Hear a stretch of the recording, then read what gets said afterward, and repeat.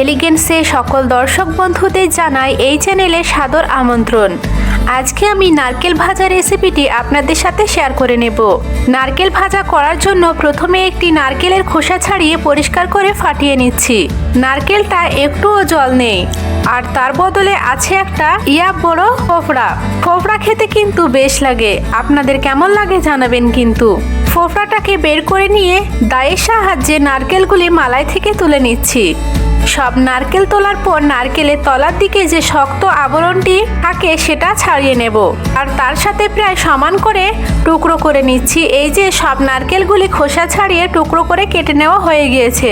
কালো কালো খোসার টুকরো লেগে আছে বলে নারকেলের টুকরোগুলি ধুয়ে নেব। এবার ওভেনে কড়াই বসিয়ে কড়াইয়ে প্রথমেই দিয়ে দিচ্ছি লঙ্কার টুকরো।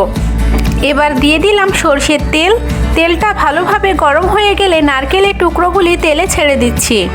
এবার এতে স্বাদ মতো লবণ দিয়ে দিলাম। এবার নারকেলগুলি খুন্তির সাহায্যে নেড়ে চেড়ে ভেজে নিচ্ছি। এবার এটা সিদ্ধ করার জন্য একটু জল ঢেলে দিলাম, আর দিলাম হলুদ গুঁড়ো।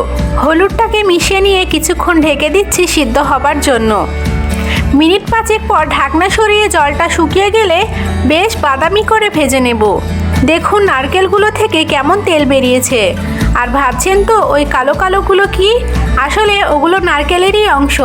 জল দেওয়ার ফলে নারকেল থেকে সামান্য পরিমাণ সাদা তরল অংশটা বের হয়ে গিয়েছে, ওগুলো পুড়ে কালো হয়ে গিয়েছে। এবার এটা কড়াই থেকে নামিয়ে নেব, তাহলে রেডি হয়ে যাবে নারকেল ভাজা।